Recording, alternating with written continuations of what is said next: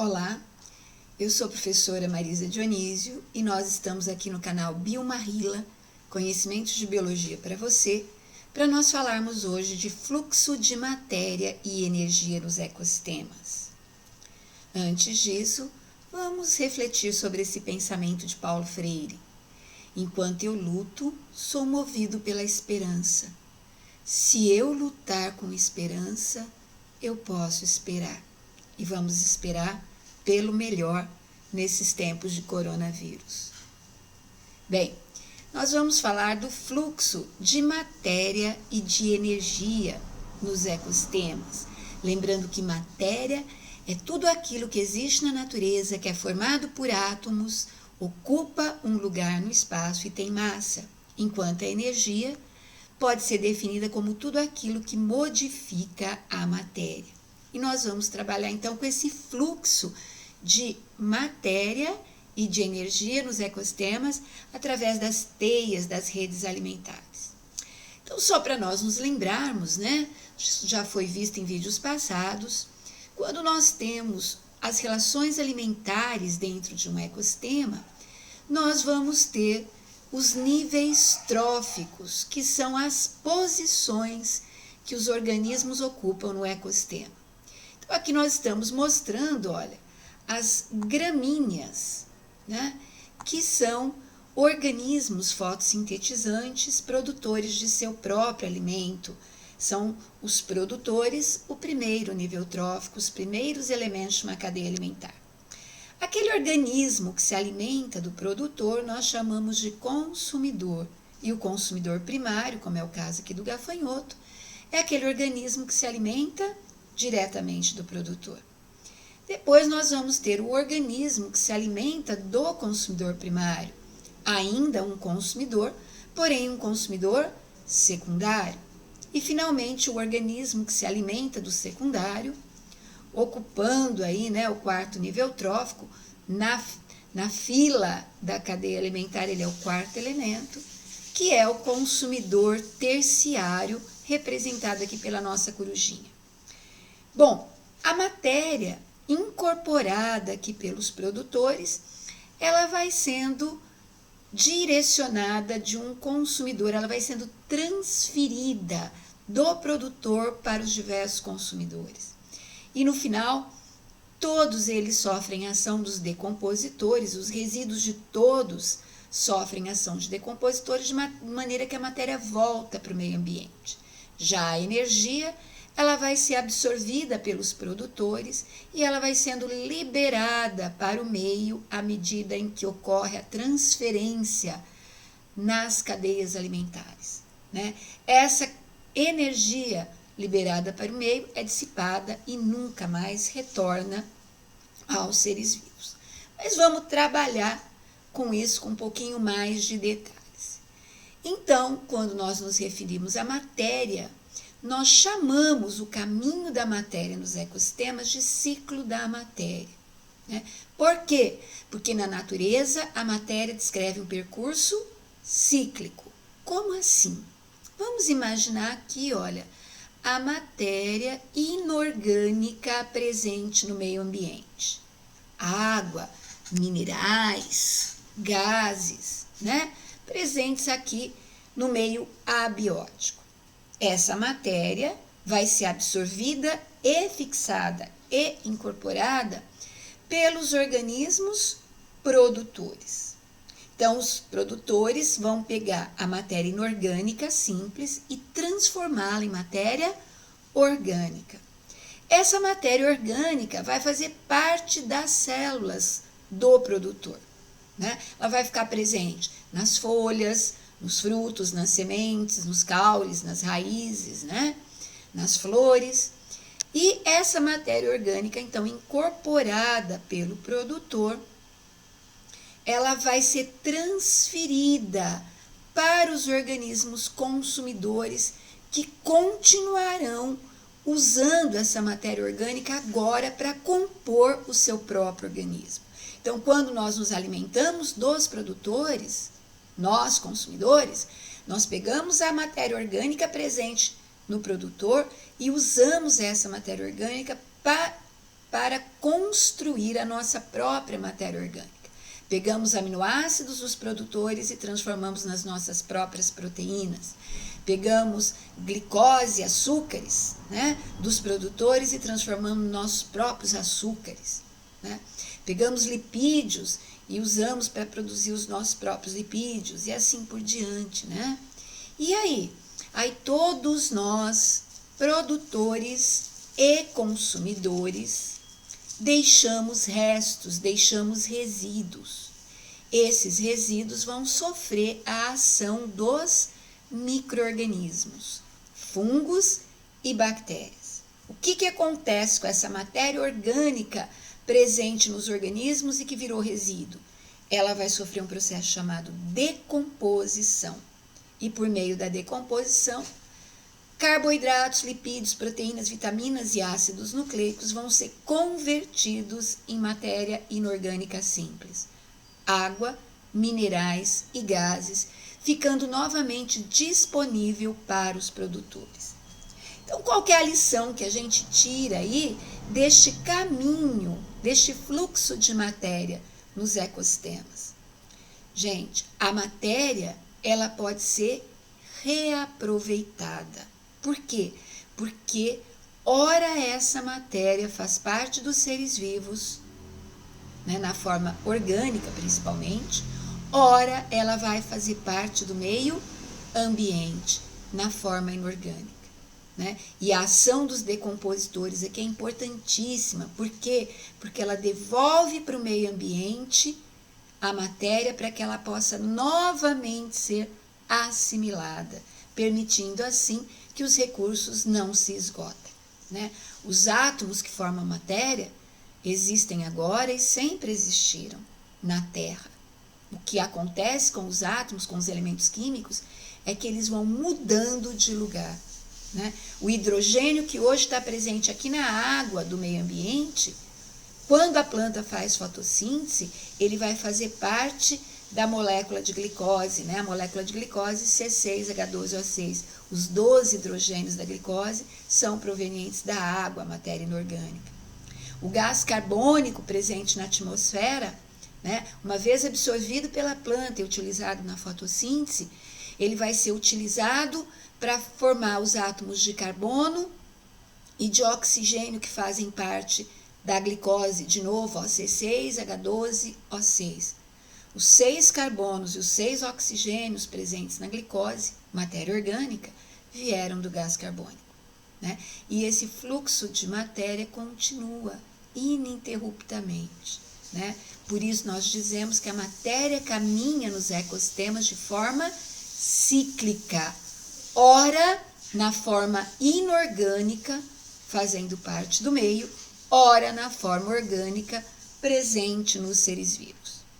Já a energia caminha de forma diferente. Nós chamamos o caminho da energia nos ecossistemas de fluxo unidirecional de energia. Por quê? Porque a energia flui em uma só direção.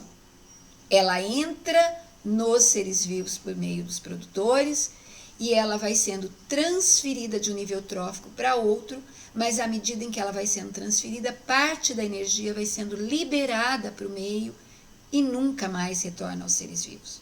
Né? É dissipada no meio ambiente, não retornando mais para os seres vivos.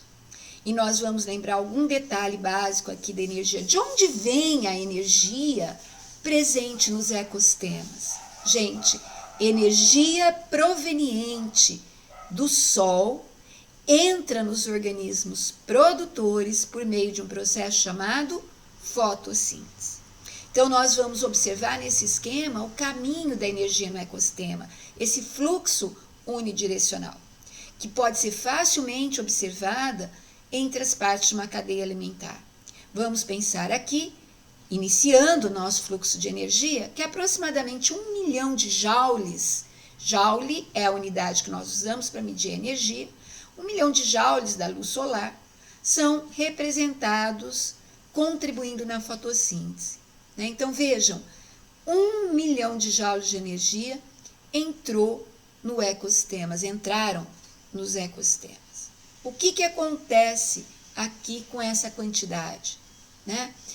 Essa energia vai ser incorporada na fotossíntese. A gente sabe que na fotossíntese a energia luminosa ou radiante é convertida em energia química, né?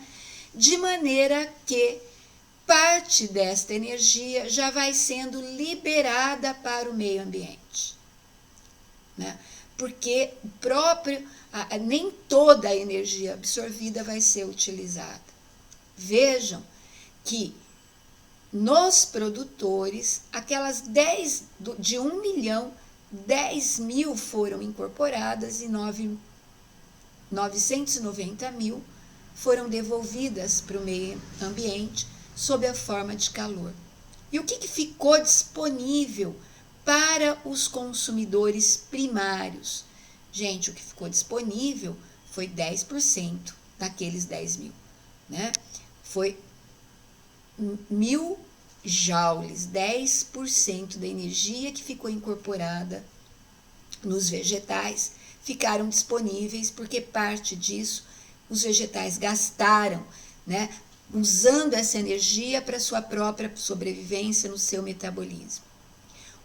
Os consumidores primários, daquelas 10 mil, aqueles 10 mil joules, né, que ficaram armazenados no produtor, 9 mil foram gastos no metabolismo.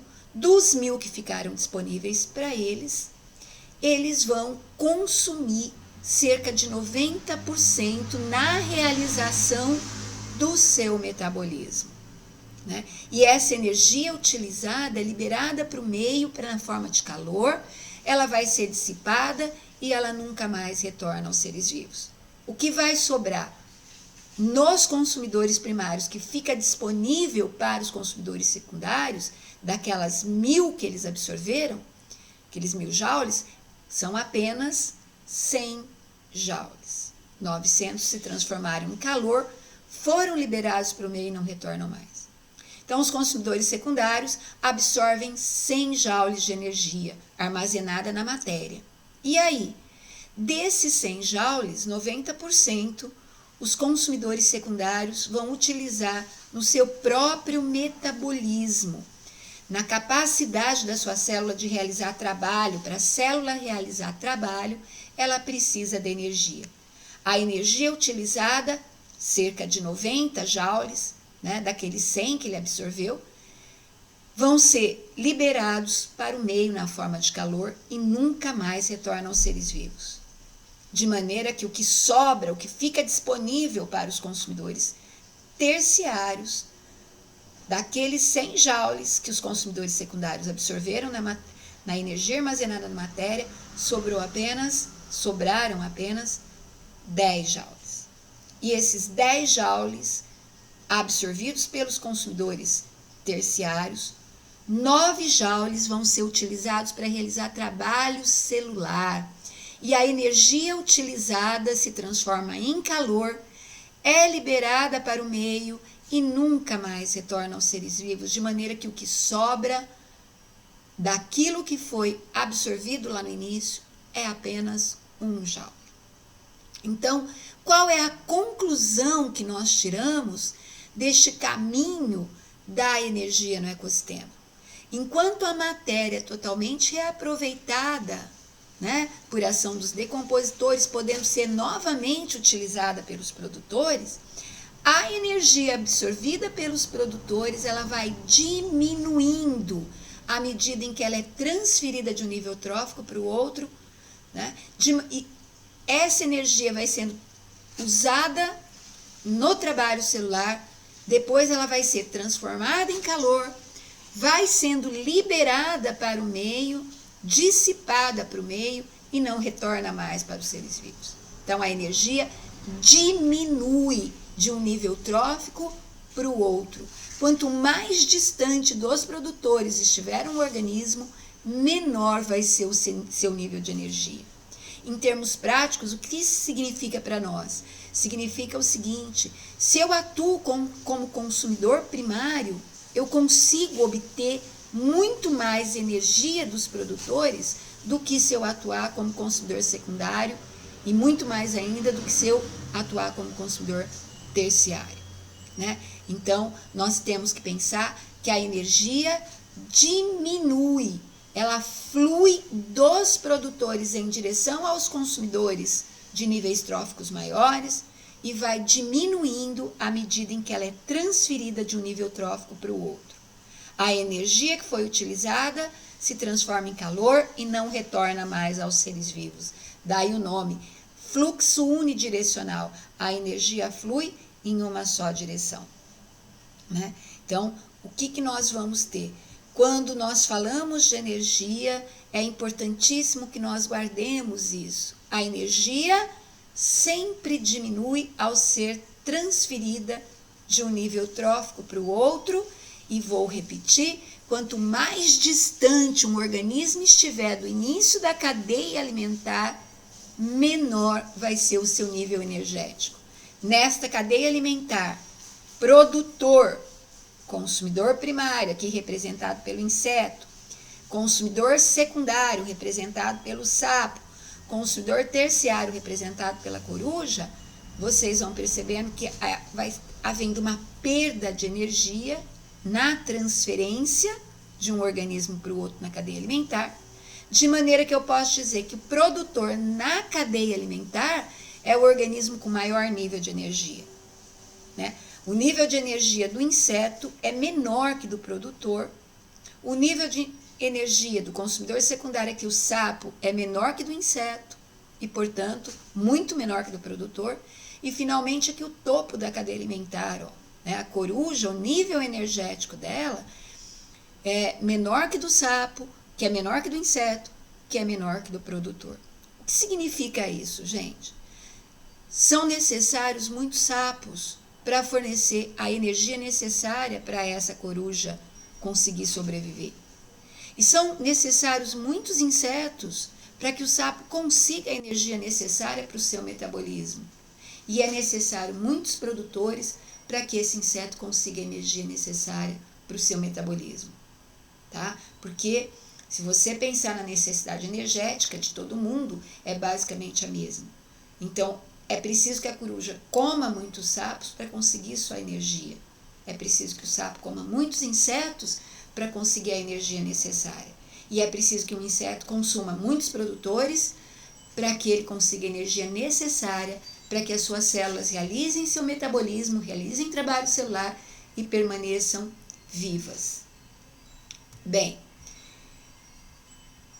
fixando melhor aqui, nós vamos guardar, e isso é uma coisa que vocês não podem esquecer, a energia diminui quando ela é transferida dos produtores para os consumidores. Este gráfico representa isso, e aqui nós temos o nível energético, não é? Energia absorvida, olha a quantidade, a energia incorporada pelo vegetal é menor, a energia absorvida pelo consumidor primário já foi bem menor que a energia incorporada pelo produtor, e aquilo que ele fica disponível, que ele deixa disponível para o consumidor secundário é menor ainda. A energia que o consumidor secundário absorve é bem menor que do resto, e finalmente o que sobra nele é uma quantidade de energia muito menor ainda, tá? Então, quanto mais distante do produtor estiver um organismo nas cadeias alimentares, menor vai ser seu nível de energia. Bem, esperamos que você tenha compreendido, né, esse fluxo de matéria e energia, que você tenha entendido as diferenças entre o caminho, o fluxo de energia nos ecossistemas, que é cíclico, e o caminho da energia, que é unidirecional. A matéria pode ser reaproveitada, a energia não. Se você entendeu a nossa aula, se você gostou, dê um like. E se você não está inscrito ainda, inscreva-se. O nosso canal Biomarrila voltará em breve. Até mais!